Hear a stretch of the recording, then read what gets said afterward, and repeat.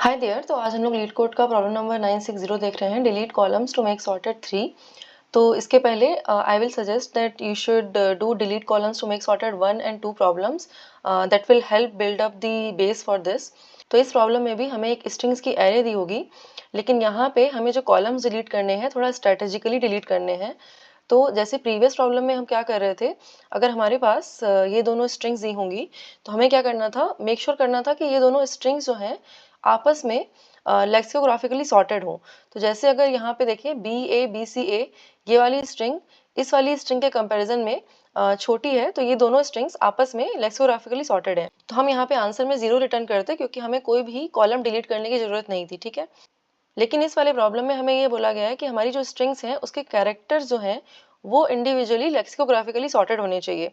तो स्ट्रिंग्स का आपस में कोई मतलब नहीं है, कोई लेना देना नहीं है, लेकिन हमारी इंडिविजुअल स्ट्रिंग के सारे कैरेक्टर सॉर्टेड होने चाहिए। लेकिन उस स्ट्रिंग के कैरेक्टर्स को लेक्सिकोग्राफिकली सॉर्ट करने के लिए जब हम डिलीट कर रहे होंगे तो हमें सारी ही स्ट्रिंग के उस पर्टिकुलर कॉलम को डिलीट करना है, ठीक है। तो यहाँ पे अगर हम ये वाला एग्जांपल देखें तो यहाँ पे जो बी है वो पहले आ रहा है ए के, मतलब कि ये स्ट्रिंग सॉर्टेड नहीं है।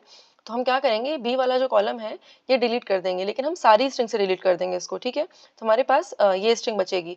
उसके बाद अगर हम नोटिस करें तो A B C जो है वो सॉर्टेड है, लेकिन ये जो A है ये सॉर्टेड नहीं है, ठीक है, ये बाद में आ रहा है, इसलिए हम इस वाले कॉलम के सारे कैरेक्टर्स को डिलीट कर देंगे। तो अभी हमारे पास यहाँ पे ABC और BAZ बचा है। अभी अगर हम नोटिस करें तो हमारे पास ये जो सेकंड स्ट्रिंग है ये भी सॉर्टेड नहीं है। तो यहाँ पे हम Z के कोरस्पॉन्डिंग जो कॉलम है उसको डिलीट कर देंगे। तो यहाँ पे Z उसे डिलीट करने के बाद हमारे पास एंड में BC और AZ ये स्ट्रिंग बचेगी, ठीक है। तो हमने इन दोनों ही स्ट्रिंग्स को लेक्सिकोग्राफिकली सॉर्टेड बनाने के लिए 3 कॉलम्स डिलीट किए हैं, ठीक है। तो हमें अपने आंसर के लिए मेक श्योर करना है कि हम जो भी कॉलम्स डिलीट कर रहे हैं ना वो मिनिमाइज हो, ठीक है। तो let's see how we will be able to solve this problem. तो यहाँ पे जो हमारे एग्जाम्पल में ये वाली स्ट्रिंग दी हुई है, हम क्या कर रहे हैं ना, हमें ये दिख रहा है कि जो ये बी कॉलम है इसकी वजह से हमारी जो पहली वाली स्ट्रिंग है वो सॉर्टेड नहीं है, ठीक है। तो हम इसको उठा के डिलीट कर दे रहे हैं। लेकिन देर इज़ अ पॉसिबिलिटी अगर हम ए बी वाले कॉलम को डिलीट कर देना तो भी हमारी ये जो बी बी वाली स्ट्रिंग है अभी सॉर्टेड हो जाएगी।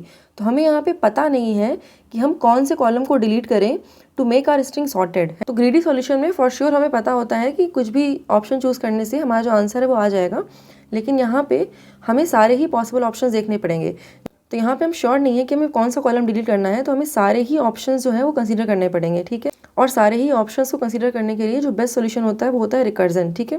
तो पहले हम रिकर्सिव सोल्यूशन देखेंगे इस प्रॉब्लम का, then we will convert it to the DP problem, ठीक है। तो यहाँ पे जो हमारा रिकर्सिव हेल्पर फंक्शन होगा ये हमें क्या रिटर्न करके देगा, minimum number of columns to delete, ठीक है। तो हमें इन जनरल ये मेक श्योर करना है कि हम कम से कम कॉलम डिलीट करें और हमारी जो सारी स्ट्रिंग्स हैं वो सॉर्टेड हो जाए, ठीक है। तो लेट्स से अगर हमारे पास ये दोनों कॉलम हैं तो हम क्या कर सकते हैं, इन दोनों ही कॉलम को आपस में कंपेयर कर सकते हैं। तो इन दोनों को कंपेयर करने पे हमारे पास ये दोनों केस बनेंगे। तो पहला केस हमारा ये हो सकता है कि हमारी जो ऑर्डरिंग है वो परफेक्ट हो। परफेक्ट मतलब कि जब हम करंट कॉलम से प्रीवियस कॉलम के कैरेक्टर को कंपेयर कर रहे हैं तो ये हमेशा बड़ा या इक्वल होना चाहिए, ठीक है। तो हम ये सारी ही स्ट्रिंग्स के लिए चेक करेंगे, ठीक है। तो एक ही हमारी ए स्ट्रिंग है, एक ए स्ट्रिंग है, एक स्ट्रिंग है, तो हम ये सारी ही स्ट्रिंग के लिए अपनी ऑर्डरिंग चेक करेंगे फॉर दीज 2 कॉलम्स, ठीक है। तो यहाँ पे अगर हम नोटिस करें तो जो बी है वो ए से बड़ा है और जो डी है वो सी से बड़ा है। इसका मतलब कि ये हमारी जो ऑर्डरिंग है वो करेक्ट है। तो अगर हमारी ऑर्डरिंग जो है वो करेक्ट आ रही है तो हमारे पास यहाँ पे 2 ऑप्शन हो सकते हैं। 2 ऑप्शन कैसे हो सकते हैं, एक तो ऑप्शन है कि हम डिलीट ना करें किसी भी कॉलम को क्योंकि हमें ज़रूरत नहीं है। दूसरा ऑप्शन ये हो सकता है कि हम डिलीट करें क्योंकि हमें नहीं पता कि उसको डिलीट करने से आगे कहीं पे हमें बेटर आंसर मिल सकता है। तो इसकी वजह से अगर लेट से कोई फ्यूचर में कॉलम प्रॉब्लम कर रहा होगा तो वो नहीं करेगा and we can have a better answer, ठीक है। तो हमें मेक श्योर करना पड़ेगा कि अगर हमारी ऑर्डरिंग करेक्ट है तो हम दोनों ही ऑप्शन कंसीडर करें, डिलीट करने पे क्या आंसर आ रहा है और डिलीट ना करने पे हमारा क्या आंसर आ रहा है, ठीक है। दूसरा ऑप्शन क्या है, अगर हमारी ऑर्डरिंग करेक्ट नहीं है तो हमें डिलीट करना ही पड़ेगा उसको, ठीक है। तो हमारे पास ये दोनों केसेस हैं। अभी हम इन दोनों केसेस को अपने हेल्पर फंक्शन में लिख लेते हैं। तो हम क्या कर रहे हैं, बेसिकली एक प्रीवियस कॉलम लेके चल रहे हैं, अपना करंट कॉलम लेके चल रहे हैं और अपनी एरे जो है वो लेके चल रहे हैं स्ट्रिंग वाली, ठीक है। तो यहाँ पे हम इनिशियली ये मान के चल रहे हैं कि हमारी जो ऑर्डरिंग है वो ट्रू है, ठीक है। अगर हमारी ऑर्डरिंग कहीं पे भी बिगड़ती है किसी भी स्ट्रिंग में then we will update this ordering, ठीक है। तो लेट्स से अगर हमारी जो स्ट्रिंग्स हैं वो ये दी हुई हैं तो हम यहाँ पे ऑर्डरिंग चेक करेंगे फॉर ऑल द स्ट्रिंग्स, ठीक है। लेकिन हम सिर्फ इन दोनों कॉलम के लिए चेक करेंगे, ठीक है। तो लेट्स से अगर हमारा प्रीवियस कॉलम ये है और ये करंट कॉलम है तो हम करंट कॉलम को प्रीवियस कॉलम से चेक करेंगे और हमें ये देखना है कि अगर करंट कॉलम की वैल्यू प्रीवियस कॉलम से छोटी आ रही है दैट मीन्स हमारी ऑर्डरिंग ब्रेक हो रही है, ठीक है।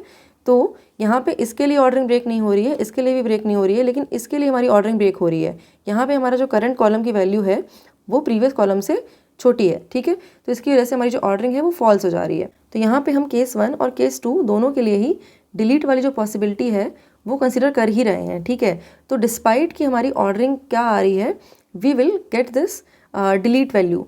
तो हम करंट कॉलम को डिलीट कर रहे हैं, इसलिए अपना आंसर में 1 ऐड करेंगे और हम हेल्पर फंक्शन में करंट कॉलम से एक आगे वाला कॉलम लेंगे और प्रीवियस कॉलम हम सेम रखेंगे, क्योंकि हमने यहाँ पे क्या किया, इस वाले कॉलम को डिलीट किया, लेकिन ये वाला जो प्रीवियस कॉलम था ना वो हम सेम रख रहे हैं, क्योंकि अभी हम इस वाले कॉलम को इस वाले कॉलम से कंपेयर करेंगे। ये तो हटा ही दिया हमने, ठीक है, इसको कंसीडर ही नहीं कर रहे हैं, इसलिए हमारे आंसर में हम इस तरीके से फंक्शन कॉल करेंगे।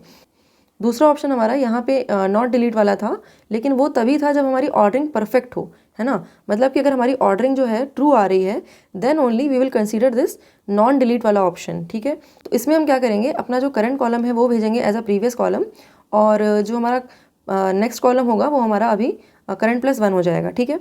तो इस वाले फंक्शन में अभी हम ये वाला कॉलम और ये वाला कॉलम कंसीडर कर रहे हैं, ठीक है। और eight the end of these 2 options हमें जो इनमें से मिनिमम आंसर आ रहा है वो रिटर्न करना पड़ेगा, ठीक है।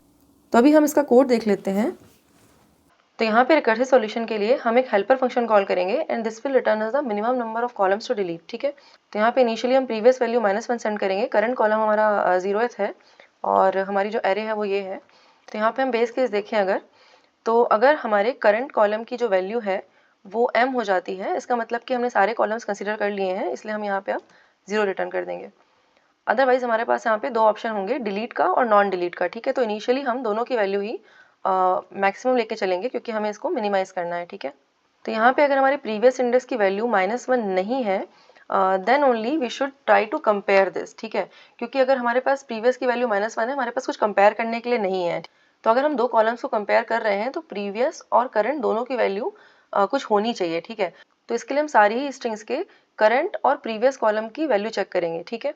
तो अगर हमारे करंट कॉलम में जो कैरेक्टर है वो प्रीवियस कॉलम के कैरेक्टर से छोटा आ जाता है, इसका मतलब कि हमारी जो ऑर्डरिंग है वो ब्रेक हो रही है। तो यहाँ पे हम ऑर्डरिंग को फॉल्स करके यहाँ से लूप से ब्रेक कर जाएंगे, ठीक है। तो जो डिलीट वाला ऑप्शन है वो हम एनीवेज कंसीडर कर रहे हैं, तो डिलीट के लिए हम यहाँ पे कॉलम डिलीट कर रहे हैं तो एक वैल्यू ऐड कर देंगे और फिर हेल्पर फंक्शन कॉल कर देंगे विद द प्रीवियस इंडेक्स, ठीक है। तो यहाँ पे प्रीवियस इंडेक्स और करंट +1 इंडेक्स लेके चलेंगे, क्योंकि हमने बीच वाला कॉलम अभी डिलीट कर दिया है, ठीक है। लेकिन अगर हमारी जो ऑर्डरिंग है उसकी वैल्यू ट्रू आ जा रही है, तब हम दूसरा ऑप्शन भी कंसीडर कर सकते हैं, ठीक है, मतलब कि ना डिलीट करने वाला।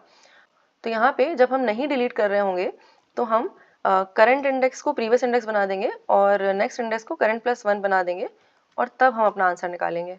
तो ये जो नॉट डिलीट करने वाली वैल्यू है, ये हम 2 केस में चेक कर रहे हैं, या तो हमारे प्रीवियस की वैल्यू -1 है, मतलब कि हम पहले ही कॉलम में है, या फिर हमारी जो ऑर्डरिंग है वो करेक्ट आ रही है, ठीक है। तो इसके बाद डिलीट और नॉट डिलीट में जो भी मिनिमम वैल्यू होगी वो हम अपने आंसर में रिटर्न कर देंगे, ठीक है। तो डिलीट और not delete. So this is the recursive solution. We can try to submit it, but it will TLE for some cases. तो यहाँ पे बड़े केसेस के लिए हमारा आंसर जो है वो TLE दे रहा है, इसलिए अब हम इस सॉल्यूशन को मेमोराइज करेंगे और that is the DP solution. तो यहाँ पे हमारे पास रिकर्सिव फंक्शन में प्रीवियस और करंट ये दोनों वेरिएबल चेंज हो रहे हैं, ठीक है। और जो इनकी वैल्यू है वो हमारे जितने कॉलम है उसकी लेंथ के बराबर है। तो हम यहाँ पे एक DP एरे ले लेंगे। तो इनिशियली क्या है ना, हम अपनी DP एरे के सारे वैल्यूज़ को -1 से इनिशियलाइज कर लेते हैं, क्योंकि 0 can be a possible answer for us. तो यहाँ पे हमने DP एरे को इनिशियलाइज कर लिया है। तो यहाँ पे रिकर्सिव फंक्शन में before proceeding to calculate the answer हम ये चेक कर लेंगे कि अगर DP की वैल्यू ऑलरेडी एग्जिस्ट कर रही है तो हम उसी को रिटर्न कर देंगे, ठीक है। So if DP previous current is not equal to -1, then we can simply return this value. Otherwise at the end हम अपनी DP एरे में इस वैल्यू को स्टोर कर लेंगे। तो इसके लिए हमें ये भी देखना है कि प्रीवियस की वैल्यू -1 नहीं होनी चाहिए, क्योंकि हमारे पास जो प्रीवियस इंडेक्स है वो नेगेटिव नहीं हो सकता। तो यहाँ पे हमने DP की वैल्यू ये सेव कर दी है। So now this is the memorized solution, we can try to submit this. तो यहाँ पे अगर हम टाइम कॉम्प्लेक्सिटी की बात करें तो ये हम हेल्पर फंक्शन जो कॉल कर रहे हैं ये हमारी DP एरे को फिल कर रहा है। तो एट मोस्ट हमारे पास m+1 इंटू m+1 ऑप्शंस हैं, तो उसकी वजह से हमारी टाइम कॉम्प्लेक्सिटी यहाँ पे ऑर्डर ऑफ m² होनी चाहिए। लेकिन उसके अलावा हम ये फॉर लूप भी कॉल कर रहे हैं फॉर ईच वैल्यू, तो इसकी वजह से हमारी time complexity order of n और ऐड होगी। तो यहाँ पे हमारी ओवरऑल टाइम कॉम्प्लेक्सिटी m×n होनी चाहिए और स्पेस कॉम्प्लेक्सिटी हमारी ऑर्डर ऑफ m² होगी because of the DP array. Okay, so yeah, that was all for this video. Thank you for watching. I'll see you next one. Bye bye.